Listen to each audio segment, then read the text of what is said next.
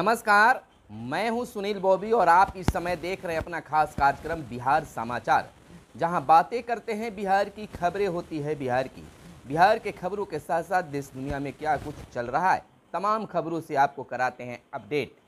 तो बिहार की पहली और बड़ी खबर बताने से पहले आपसे आग्रह है कि अगर अब तक हमारे चैनल को आपने सब्सक्राइब नहीं किया होगा तो चैनल को जरूर सब्सक्राइब कर लीजिएगा, ताकि बिहार के खबरों से आप रह सके अपडेट।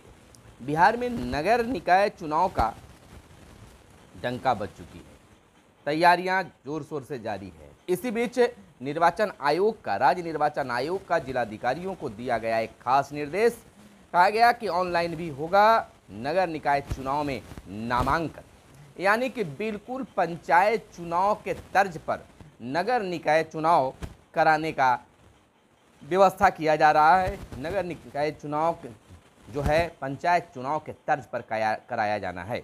आपको बताते चले कि राज्य निर्वाचन आयोग ने प्रतिदिन प्राप्त नामांकन को डिजिटाइज करने को कहा है। जिलों को आवश्यक फार्म व नाजिर रसीद प्रिंट कराकर रखने का भी निर्देश जारी किया है। सॉफ्टवेयर के माध्यम से मिलेगा चुनाव चिन्ह। इस बार जो है सॉफ्टवेयर के माध्यम से प्रत्याशियों को चुनाव चिन्ह दिया जाएगा। खर्च की जानकारी निर्वाची पदाधिकारी को देनी होगी। बिहार में नगर निकाय चुनाव के दौरान ऑनलाइन एवं ऑफलाइन दोनों तरीके से नामांकन पत्र दाखिल किए जाएंगे। इसके पूर्व पंचायत चुनाव में राज्य निर्वाचन आयोग द्वारा पहल की गई थी। फिलहाल या फिलवक्त कह सकते हैं, राज्य में कोरोना संक्रमण के मामले कम होने के बावजूद इस व्यवस्था को लागू रखने का भी निर्णय लिया गया है, यानी पंचायत चुनाव के तर्ज पर नगर निकाय चुनाव भी कराने की मंशा है। आयुक्त राज्य निर्वाचन आयोग ने इस संबंध में सभी जिलों के जिलाधिकारी सह जिला निर्वाचन पदाधिकारी नगरपालिका को आवश्यक तैयारी करने का निर्देश जारी किया है। जानकारी के अनुसार आयोग ने सभी जिलों में प्रतिदिन नामांकन पत्र दाखिल किए जाने पर उनकी तत्काल डिजिटाइज करने के लिए आवश्यक तकनीकी सुविधाएं भी जुटाने का निर्देश दिया है, ताकि कितने नामांकन पत्र दाखिल किए गए इसकी सूचना जिला निर्वाचन पदाधिकारी नगरपालिका एवं राज्य निर्वाचन आयोग को भी हो सके। इधर सभी उम्मीदवारों का चुनाव चिन्ह का आवंटन मैनुअल नहीं होगा, बल्कि सॉफ्टवेयर के माध्यम से किया जाएगा। सॉफ्टवेयर के माध्यम से ऑटो जनरेटेड प्रपत्र 6 में प्रत्येक अनुकृति निर्वाची पदाधिकारी द्वारा संबंधित उम्मीदवार को हस्ताक्षर किए जाने के बाद सौंपा जाएगा और चुनाव खर्च की जानकारी उम्मीदवारों द्वारा निर्वाची पदाधिकारी को देनी होगी। इसके लिए निर्वाचन व्यय संबंधी विवरणी तैयार की जाएगी। इसमें चुनाव से जुड़े सभी प्रकार की खर्चों की जानकारी देनी होगी। तो इस प्रकार से नगर निकाय चुनाव को लेकर तैयारी तेज गति से जारी है। और बिहार की अगर बात कर ले तो बिहार में अक्टूबर के मध्य तक टिकेगा मानसून। अभी देश के किसी हिस्से से मानसून वापसी के संकेत नहीं मिले हैं। बिहार में अक्टूबर मध्य तक मानसून के लौटने के आसार बताए जाते हैं। 15 नवंबर तक राज्य में ठंड की दस्तक हो सकती है। 20 अक्टूबर तक बरसा था मानसून पिछले साल। आपको बताते चले कि बिहार में मानसून की बारिश कमोबेश अक्टूबर मध्य तक जारी रहेगी। मौसमी परिस्थितियां जिस तरह से संकेत दे रही हैं, उनके अनुसार अक्टूबर मध्य तक पूर्वोत्तर भाग में मानसून गतिविधियां जारी रहेगी। दरअसल अभी देश के किसी भी हिस्से से मानसून लौटने की संकेत नहीं मिला है। मौसम विज्ञान विभाग ने हाल ही में सितंबर में देश भर में सामान्य से अधिक बारिश का पूर्वानुमान किया है। केवल पूर्वोत्तर और उत्तर पश्चिमी भाग में सामान्य या इससे कम बारिश का पूर्वानुमान है। और इधर बात कर ले बिहार पुलिस के, तो बिहार पुलिस को मिला स्मार्ट पुलिसिंग अवार्ड। राज्य की पुलिस को अपराध अनुसंधान व शिकायत दर्ज करने की श्रेणी में सर्वश्रेष्ठ घोषित किया गया है। बिहार पुलिस को उनके चक्र ऐप के लिए FICCI chamber of commerce and industries की तरफ से स्मार्ट पुलिसिंग अवार्ड 2021 से सम्मानित किया गया है।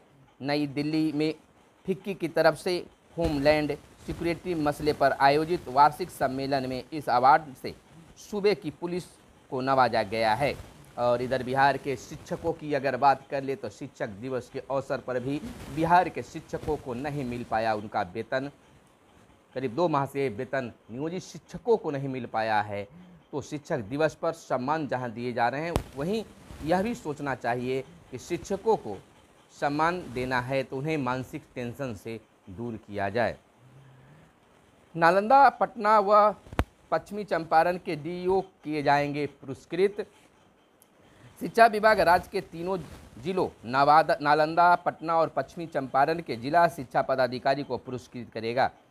इन्हें सर्वपल्ली डॉक्टर राधाकृष्णन की जयंती पर 5 सितंबर को आयोजित होने वाली समारोह में पुरस्कृत किया जाएगा। SKM हॉल में तीनों डीईओ शिक्षा मंत्री चंद्रशेखर के हाथों पुरस्कृत होंगे। दरअसल टोकन व फ्लैग की बिक्री कर तीनों जिलों के शिक्षक कल्याण कोष में राज्य के सभी 38 जिलों में सबसे अधिक राशि का संग्रह किया है। इस कोष के लिए धन संग्रह करने के मामले में मौजूदा वित्तीय वर्ष में नालंदा पहले, पटना दूसरे और पश्चिमी चंपारण तीसरे स्थान पर रहा है। वहीं अगर बात कर ले शिक्षकों और कर्मचारियों के वेतन की, तो सॉफ्टवेयर में गड़बड़ी से अटका है वेतन। गड़बड़ी दूर करने के लिए विभाग में हुई मैराथन बैठक। बिहार के सरकारी कर्मियों का अगस्त से नई प्रणाली HRMS से वेतन मिलना था, परंतु तकनीकी समस्या आने के कारण यह अटक गया। सितंबर की 3 तारीख तक बड़ी संख्या में ऐसे कर्मी हैं जिनके खाते में वेतन नहीं आया था। करीब 1 लाख कर्मियों का वेतन भुगतान ठप पड़ गया है।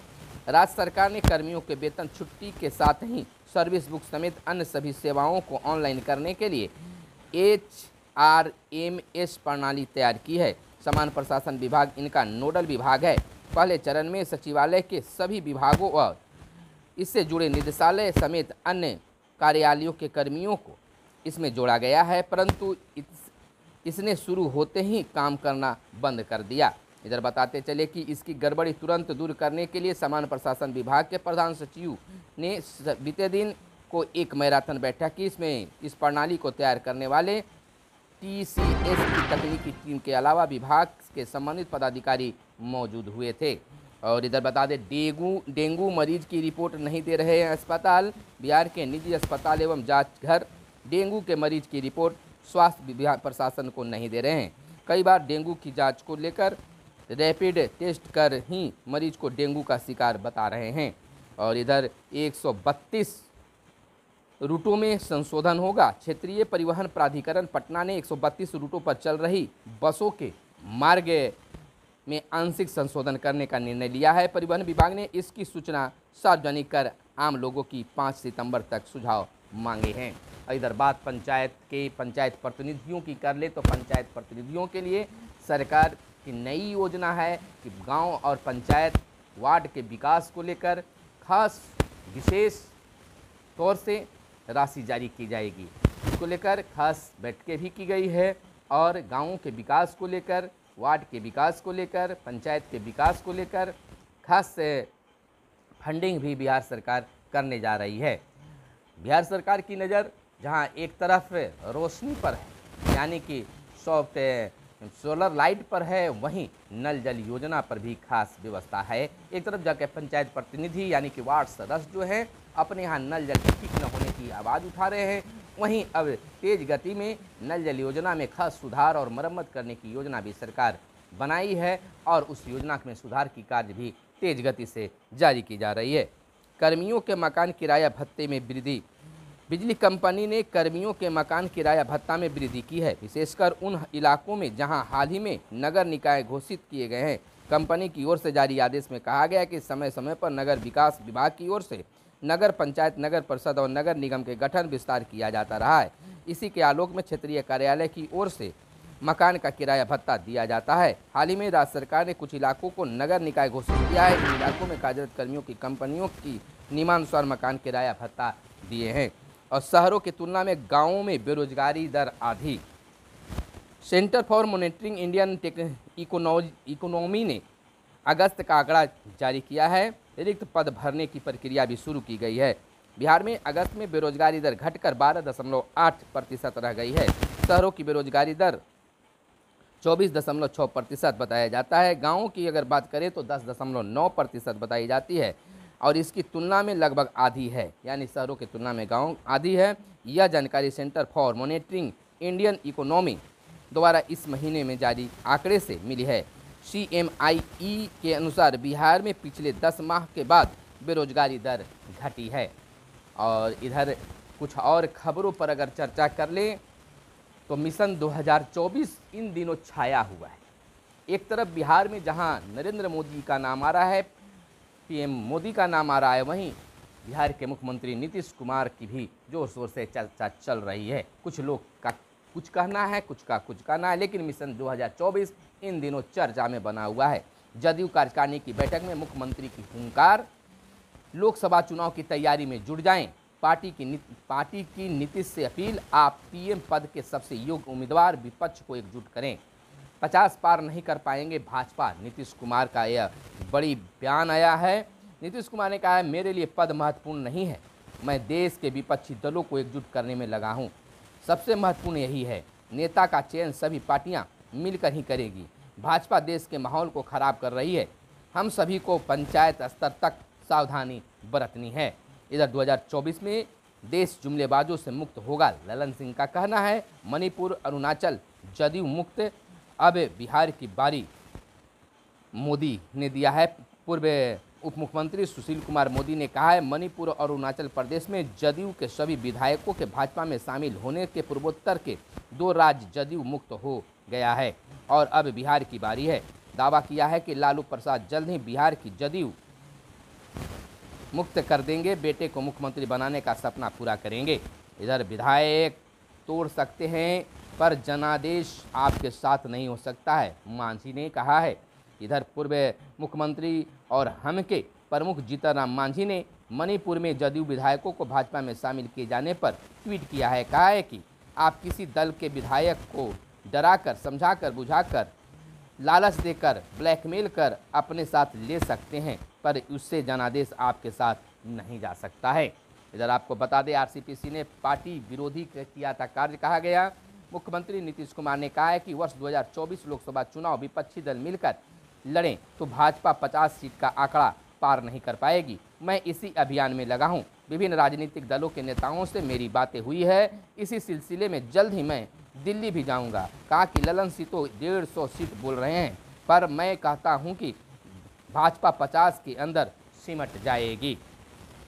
इधर LTC घोटाला की अगर बात करें तो राजद विधायक अनिल सहनी को 3 साल की सजा और पेटीएम, रेजरप्पे व क्रैश फ्री पेमेंट्स के 6 दफ्तरों पर छापेमारी, शिकंजा कसा जा रहा है और निशिकांत दुबे और मनोज तिवारी पर प्राथमिकी हुई है। ATC मामले में सृजन घोटाले में सहरसा में CBI की छापेमारी। और इधर बात कर लें गुजरात दौरा की, यानी कि अरविंद केजरीवाल के गुजरात दौरा की, तो दिल्ली के मुख्यमंत्री बोले, गुजरात में सत्ता मिली तो भाजपा वालों की भी परवाह करेंगे, पैसे भाजपा से लें, काम हमारे लिए करें। यह बड़ा बयान केजरीवाल का आया है। और केंद्र सरकार बेरोजगारी, महंगाई पर मौन, कांग्रेस का यह बयान। आयकर विभाग ने 1.14 लाख करोड़ का रिफंड दिया। उड़ीसा में पॉक्सो कोर्ट के जज घर पर मृत मिले और आतंकियों को सूचना भेजने वाला दबोचा, शिकंजा कसा गया है। अवमानना की कार्यवाही के लिए सहमति देने से इनकार। और मध्य प्रदेश में 1 दिन बिना बस्ते के स्कूल जाएंगे छात्र। और 1 ट्रेन के 2 आरक्षण चार्ट बनाने की नीति पर सवाल। और चीन ने किया सैटेलाइट का परीक्षण। कनाडा के मैंकीपॉक्स में 1289 मामले मिले। पाक में नहीं थम रहा है बाढ़ का कहर, 57 की हुई है मौत। तो इस प्रकार से पाकिस्तान में बाढ़ का कहर जारी है।